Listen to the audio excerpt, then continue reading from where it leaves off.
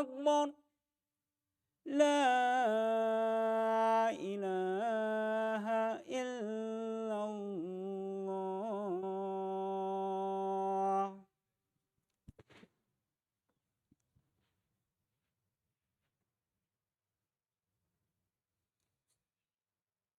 إن الحمد لله نحمده ونستعينه ونستغفره ونعوذ بالله من شرور أنفسنا ومن سيئات أعمالنا من يهده الله فلا مضل له ومن يضلل فلا هادي له وأشهد أن لا إله إلا الله وحده لا شريك له وأشهد أن محمدا عبده ورسوله. أما بعد فإن أصدق الحديث كتاب الله وخير الهدي هدي محمد صلى الله عليه وسلم وشر الأمور محدثاتها وكل محدثة بدعة وكل بدعة ضلالة وكل ضلالة في النار. أما بعد يقول الله عز وجل في القرآن الكريم بعد أعوذ بالله من الشيطان الرجيم يا أيها الذين آمنوا اتقوا الله حق تقاته ولا تموتن إلا وأنتم مسلمون.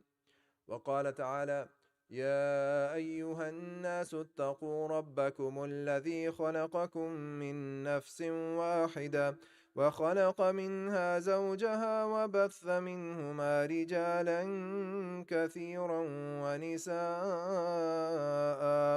واتقوا الله الذي تساءلون به والأرحام إن الله كان عليكم رقيبا. ثم أما بعد. I wanted to share this important topic that I'm sure you heard I would be talking about, raising your children for success. And if only it was easy enough to talk about in 30 minutes, we would all be experts by now.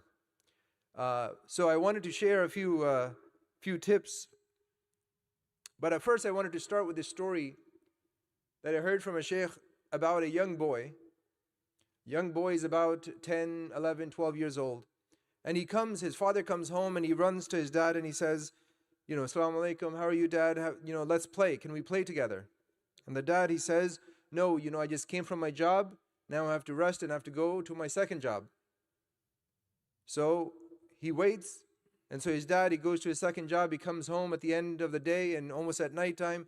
And he greets him and he says, now, can we play now? And then his father, he says to him, he says, I just came from 2 jobs and now I'm tired. I have to go to sleep so I can wake up early. So he says, Dad, why do you have to wake up early? He said, so I can go to my job. So he asks him, he says, why do you have to go to job? He says, because I have to make money. So he says, Dad, how much money do you make? So he tells him, he says, I make $50 an hour.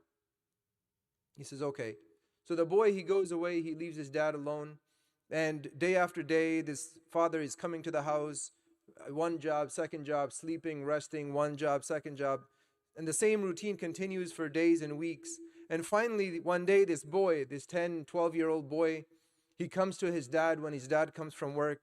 And he gives him $50 and he says, can you play with me for an hour?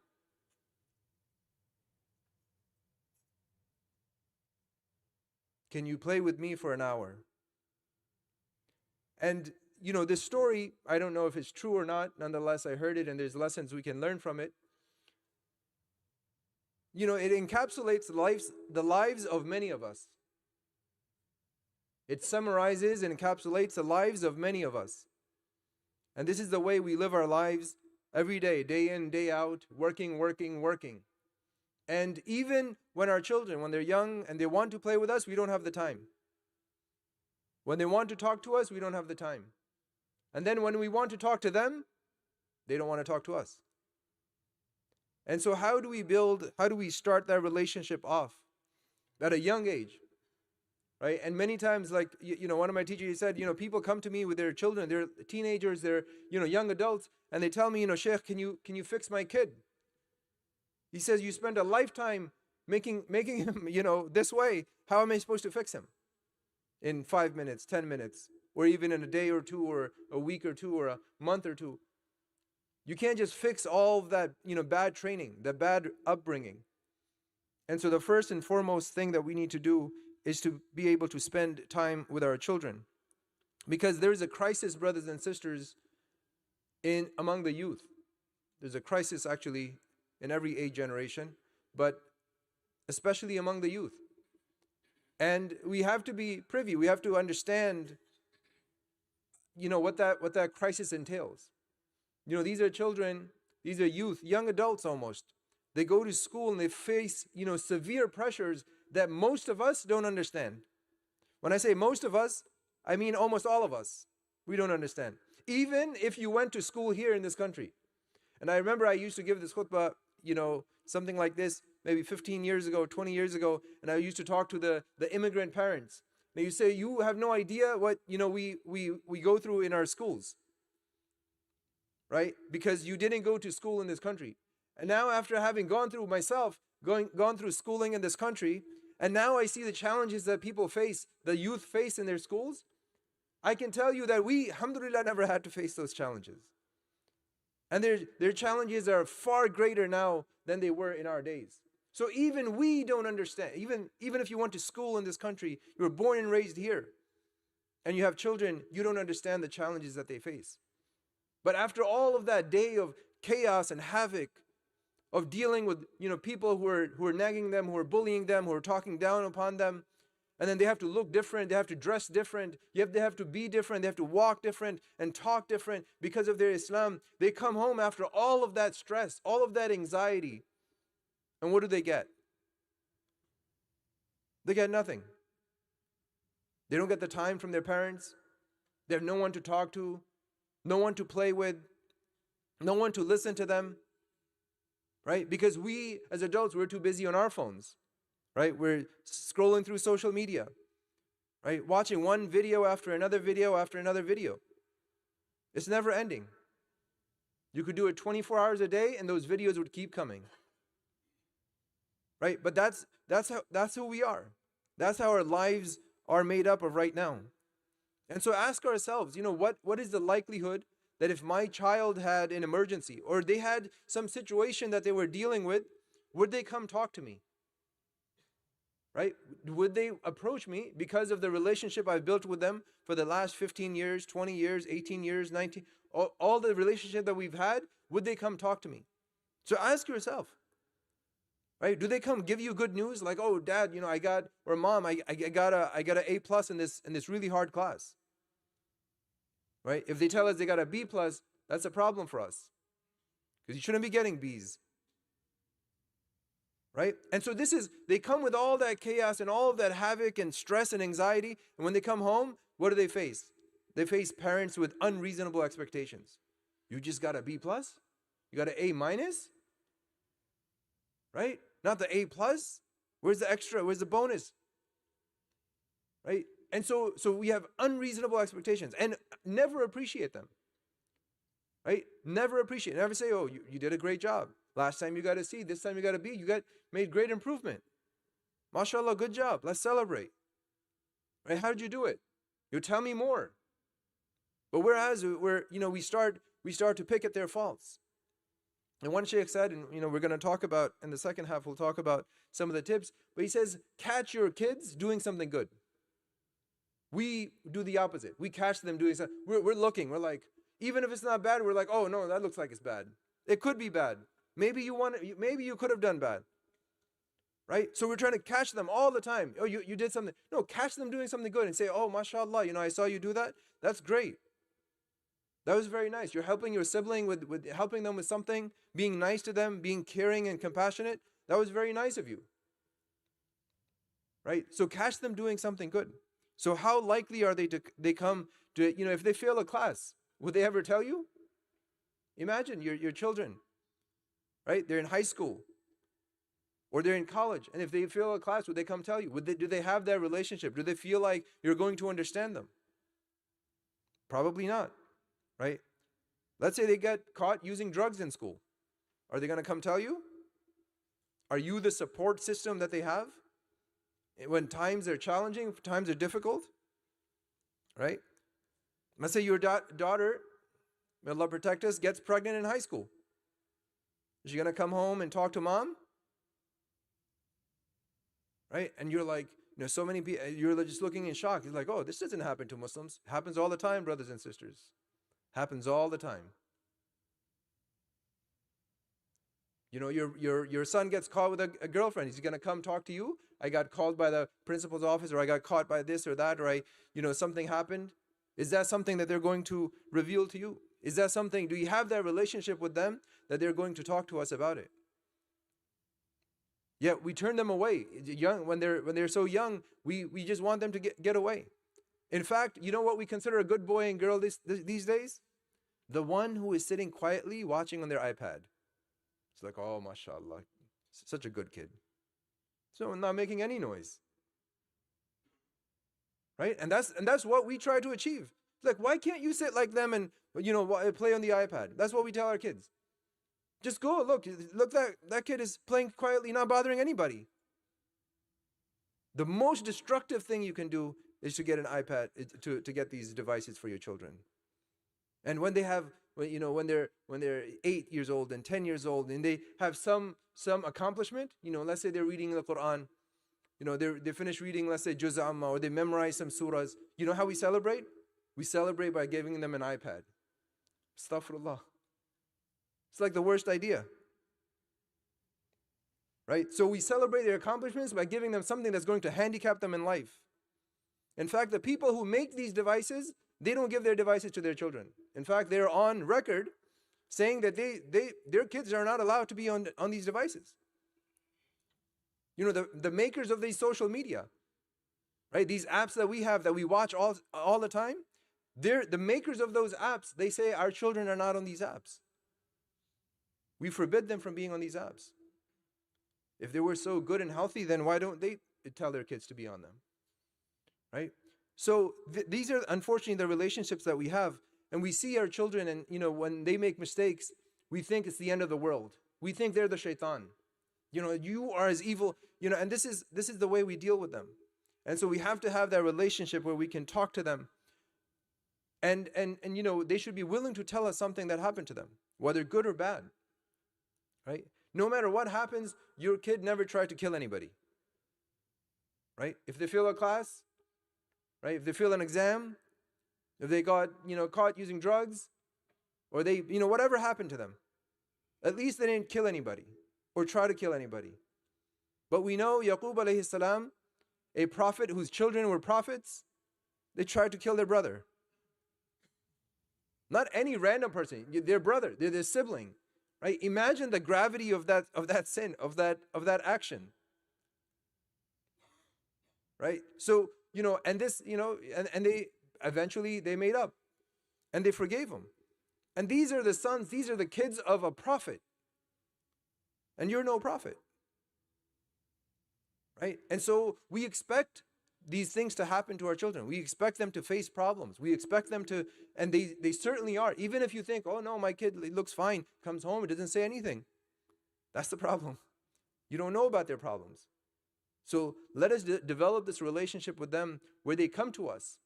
But that takes time, brothers and sisters. One sheikh, he said, he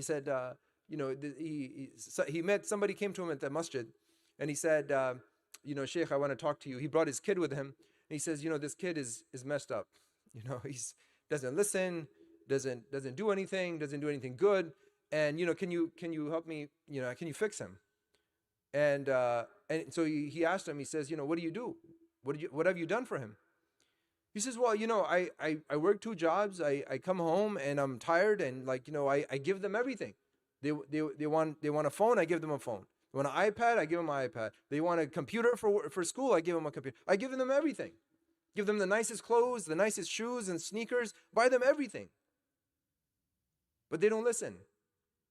And the sheikh, he told them, he says, you have to give them your time.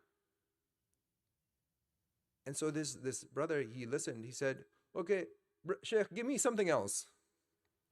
He said, tell me something else. Instead of time, I don't have time to give. I'll give something else. Tell me number 2 thing. What's on your list? What's on your list of things to fix the kids? Tell me number 2, because I can't do number 1. And that's the way we live our lives. May Allah subhanahu wa ta'ala give us the ability to do introspection and look at ourselves and see how we're raising our children. May Allah subhanahu wa ta'ala guide us to what is best. Anything wrong is from me. May Allah subhanahu wa ta'ala forgive me and all of you.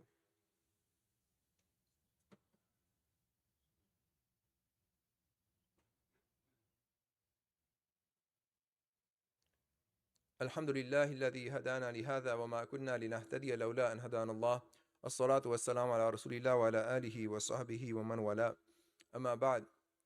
So, what can we do? What are some of the tips? And again, this is not a comprehensive lecture or workshop or a class.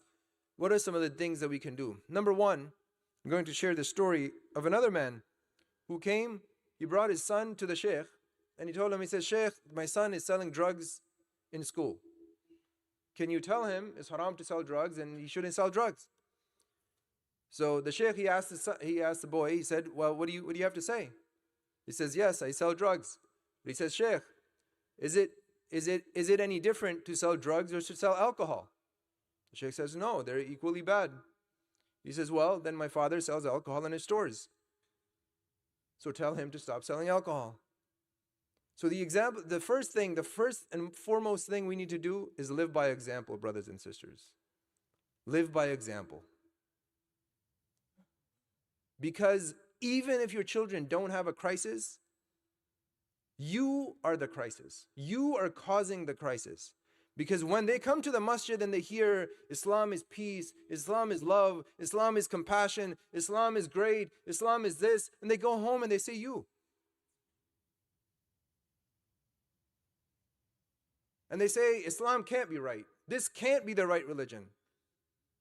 And then we use Islam to force them to do things. We says, oh, you have to listen to your parents. If you don't listen to your parents, if you don't do what I'm telling you to do, the la'na of Allah, the curse of Allah is on you. So we weaponize the religion. So even if these kids, they wanted to be Muslim, if they wanted to practice, if they wanted to be good, we just became the crisis. We caused them to have a crisis because we showed them Islam, what they've seen of Islam, what they've heard of Islam is completely different. So the first and foremost thing that we can do is live by example. You want your children to pray? Pray. You want them to fast? Fast. You want them to read Quran? Read Quran. You want them to make dua? Make dua. You want them to go to the masjid? Go to the masjid. Take them to the masjid. But don't tell them to go. Don't tell them to pray when you're not praying. Don't tell them to be this way or that way when you're not doing it yourself.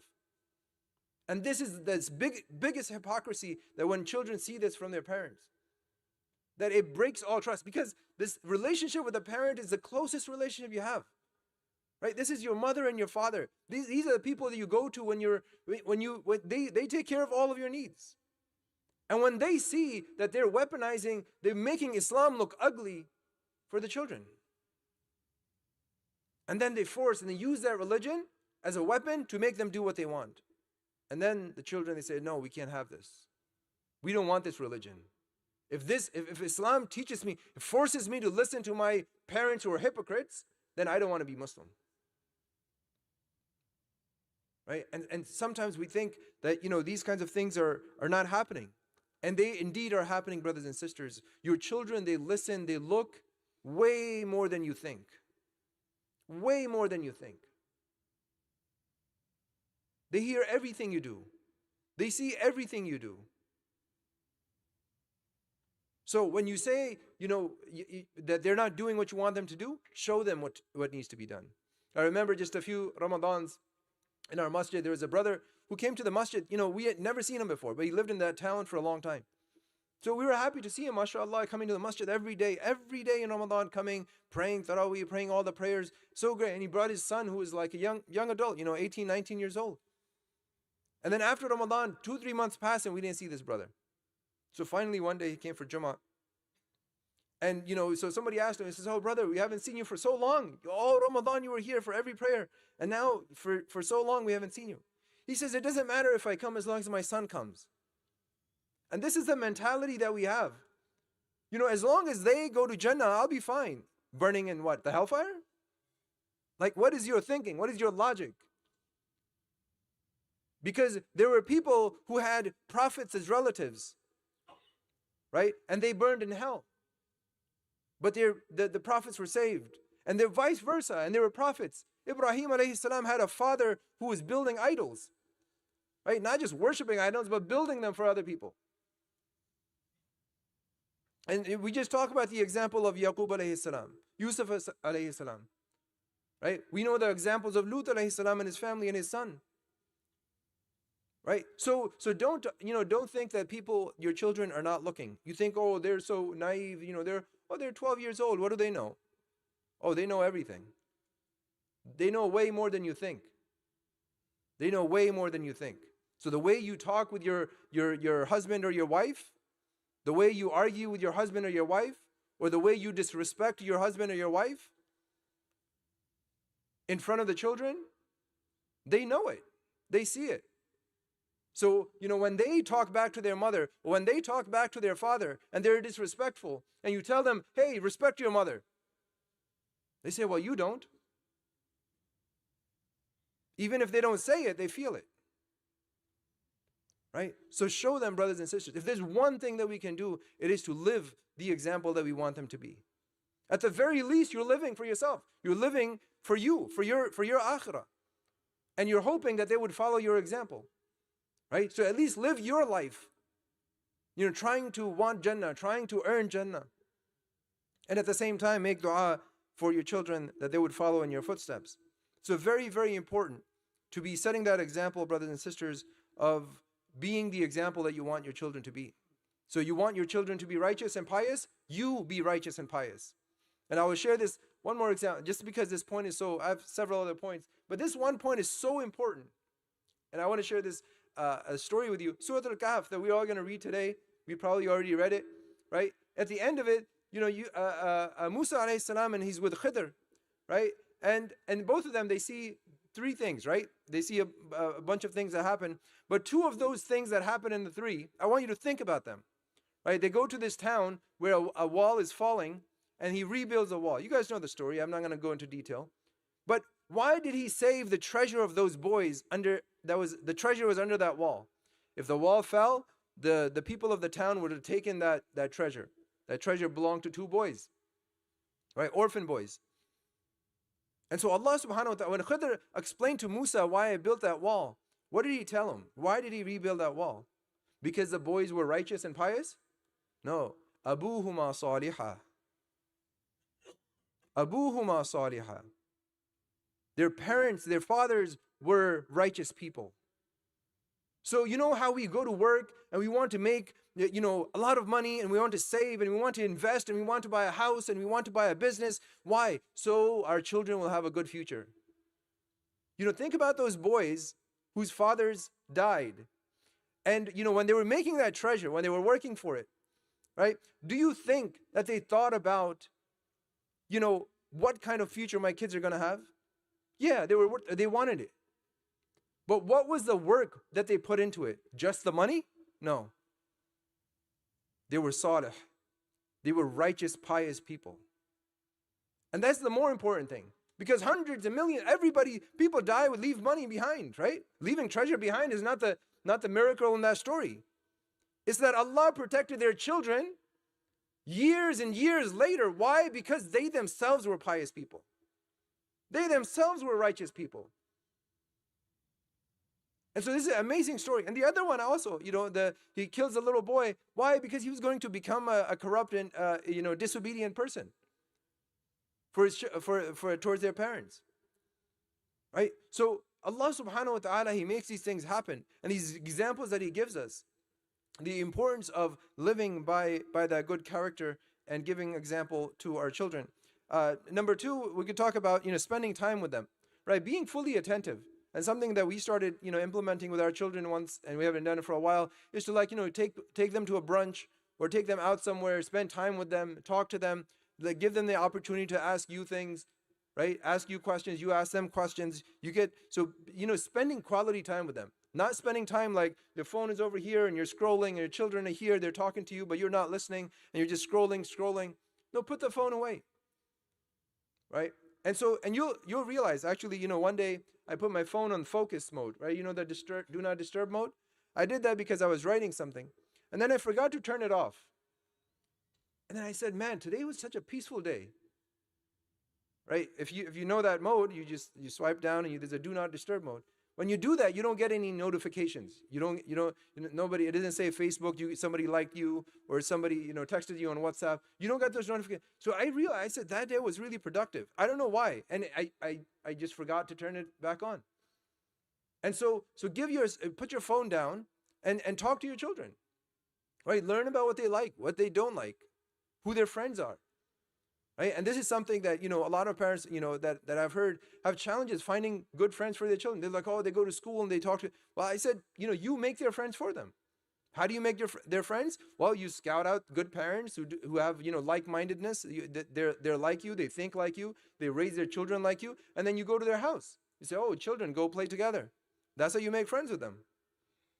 Right? So you choose their friends. So they don't just go randomly and start choosing their own friends, because they don't know, they just want to be liked, they want to be accepted. And so spending time with them, being attentive to their needs. Number 3 is to limit their social media intake. I mean, this is a long topic and probably a khutbah and a workshop on its own. Not giving children, especially young children, access to social media. This is destructive. A lot of people think, oh, it's for different reasons. Some people are like, oh, it's going to affect their vision. Their vision is the least of their concerns. Okay? It makes their brain like a drug addict. That's what it does to them. It makes their brain like a drug addict, the brain of a drug addict. So, nonetheless, it's a long topic. Something you should definitely look into these topics, and you can find TED Talks and things like that about these issues. And lastly, to make dua for them. Right? A lot of times we spend more time making dua against them than we do for them. Like, oh, you did it? May Allah curse you. Right? Especially in the countries that many of our parents come from, it's very common. Like, oh, you broke that? Oh, may Allah curse you. Right? Sending la'na on our kids. But making dua for them, like genuinely making dua for them. Right? When, usually the way we make dua is like, Assalamu alaikum, Assalamu alaikum, we say salam after prayer, we raise our hands, we say some Arabic words that we probably memorized when we were like 10 years old, and we keep repeating the same duas, we don't know what they mean, we're probably not even saying them correctly in Arabic. Like, make the dua from your heart. One sister, she said she saw somebody, somebody who had children, and they were all like very devout in praying their salah. And she asked the parents, she's like, I've always seen your kids, they come to the masjid, but even if they don't come to the masjid, they're always praying on time, they're always praying. And even without you telling them, how did that happen? She says, well, I made dua for them. She said, what dua do you make? She said, this is the funny part. She says, Rabbi ja'alni muqima as-salati wa min dhurriyati. Right? This is dua all of us know. We say it without even thinking about it. Oh Allah, make me and my children from the ones who establish prayer. Right? How often do we really genuinely from the heart say, oh Allah, make me establish the prayer, make my children establish the prayer.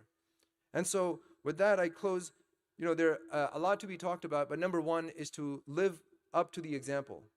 Show them what you want them to be. Right? Live the example. Do not live a life of hypocrisy. Number 2, spend quality time with them. Number 3, to know their friends and to help them make their friends. And lastly, to make dua for them. May Allah subhanahu wa ta'ala give us the truth, show us the truth and give us the ability to follow it, and show us falsehood and give us the ability to avoid it. May Allah subhanahu wa ta'ala accept all the good that we do and forgive us for our shortcomings. ربنا تقبل منا إنك أنت السميع العليم وتب علينا إنك أنت التواب الرحيم. ربنا ظلمنا أنفسنا وإن لم تغفر لنا وترحمنا لنكونن من الخاسرين. اللهم إنك عفو تحب العفو فاعف عنا. اللهم إنك عفو تحب العفو فاعف عنا. اللهم إنك عفو تحب العفو فاعف عنا. ربنا آتنا في الدنيا حسنة وفي الآخرة حسنة وقنا عذاب النار. ربنا هب لنا من أزواجنا وذرياتنا قرة أعين واجعلنا للمتقين إماما. اللهم انصر الإسلام والمسلمين. اللهم انصر الإسلام والمسلمين في كل مكان يا رب العالمين. سبحان ربك رب العزة عما يصفون وسلام على المرسلين والحمد لله رب العالمين. And straighten your rows.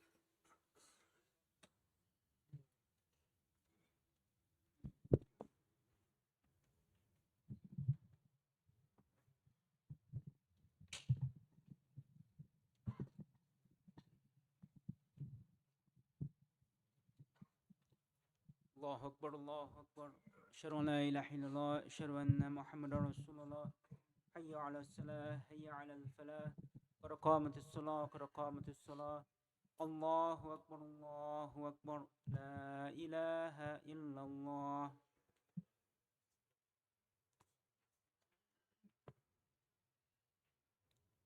Slow string your lines. Silence your cell phones.